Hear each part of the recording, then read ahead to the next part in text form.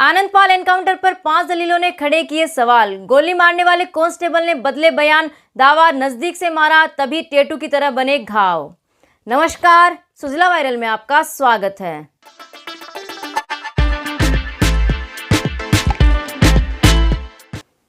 Gangster Anandpal का encounter करने वाले आईपीएस अधिकारी सहित अब 7 पुलिस वालों पर हत्या का मुकदमा चलेगा। एसीजेएम कोर्ट ने सीबीआई की ओर से दी गई क्लीन चिट को खारिज कर इस मामले में संज्ञान लेते हुए हत्या की धारा 302 के तहत मुकदमा चलाने और जांच के आदेश दिए हैं। वो कौन सी 5 दलीलें हैं जिनके आधार पर कोर्ट ने 1.5 साल तक चली सीबीआई की जांच की रिपोर्ट को मानने से ही इनकार कर दिया। बचाव पक्ष के वकील को 1.5 साल में मिला नक्शा, तब जाकर पेश किए तथ्य। इस मामले में आनंदपाल सिंह की पत्नी राजकंवर की तरफ से कोर्ट में पैरवी कर रहे वकील त्रिभुवन सिंह ने बताया कि पुलिस और सीबीआई ने उन्हें 1.5 साल तक घटनास्थल का नक्शा मौका ही नहीं दिया था। इसके बाद उन्होंने कोर्ट के थ्रू ऑर्डर करवाकर नक्शा मौका हासिल किया, जिसके बाद कोर्ट में इन तथ्यों और दलीलों को पेश किया गया। आइए जानते हैं कौन सी है वो 5 दलीलें। सीईओ विद्या प्रकाश की ग्लोब पिस्टल की गोली का खोखा छत पर कैसे पहुंचा। सीईओ विद्या प्रकाश की ग्लोब पिस्टल से चली गोली का खाली खोखा आनंदपाल एनकाउंटर के दौरान घर की छत पर मिला था। सेंट्रल फोरेंसिक साइंस लेबोरेटरी द्वारा परीक्षण की गई रिपोर्ट के अनुसार ग्लोब पिस्टल से चली गोली का खोखा फायर करने वाले व्यक्ति के पास ही गिरता है। पुलिस अधिकारियों द्वारा दिए गए बयानों के अनुसार आनंदपाल की मौत होने तक विद्या प्रकाश छत पर और सीढ़ियों पर मौजूद ही नहीं थे। ऐसे में उनकी ग्लोब पिस्टल का खाली खोखा छत पर कैसे पहुंचा।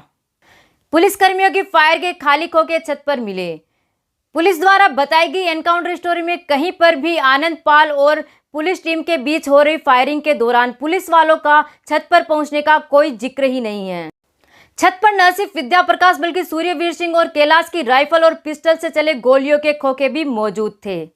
वहीं आनंदपाल के पास AK-47 राइफल थी। उसके जिंदा रहते हुए फायरिंग करते वक्त किसी का भी छत पर पहुंचना संभव नहीं था।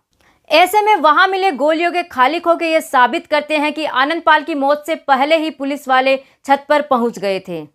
सोहन सिंह के बयानों में विरोधाभास। सीबीआई जांच में सामने आया कि कांस्टेबल सोहन सिंह सीढ़ियों पर सबसे आगे था। आनंदपाल द्वारा किए गए बर्स्ट फायर के जवाब में उसने भी आनंदपाल पर बर्स्ट फायर किया था। इस दौरान आनंदपाल मारा गया। यही बयान सोहन सिंह ने 161 CRPC में भी दिए हैं। लेकिन 7 फरवरी 2018 को सोहन सिंह ने अपना बयान बदलते हुए कहा कि आनंदपाल द्वारा किए गए बर्स्ट फायर की गोली दीवार से टकराकर वापस आकर सोहन सिंह की पीठ में लगी। यह स्वाभाविक रूप से संभव नहीं है। टेटू की तरह बने फायरिंग के घाव। आनंदपाल की मौत के बाद उसका 2 बार पोस्टमार्टम करवाया गया।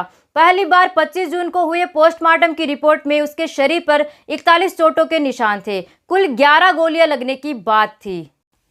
दूसरी बार जब 30 जून को पोस्टमार्टम किया गया तो आनंदपाल के शरीर से 2 गोलियां और बरामद हुई थी। इस रिपोर्ट में यह पता चला कि आनंदपाल को जो गोलियां लगी थी उससे उसकी चोट संख्या 12, 13, 14, 15, 17, 19, 20 के घाव टेटू की तरह थे। इस तरह के निशान शरीर के नजदीक से करीब 6 फीट की दूरी से किए गए फायर से ही होते हैं। रूपेंद्र पाल ने खुद को बताया चश्मदीद, बताया एनकाउंटर। कोर्ट ने कहा यह सही है, आनंदपाल सिंह इनामी बदमाश था, लेकिन उसे पकड़े जाने के बाद उसकी हत्या को सही नहीं बताया जा सकता। इसलिए सीबीआई की क्लोजर रिपोर्ट अस्वीकार की जाती है।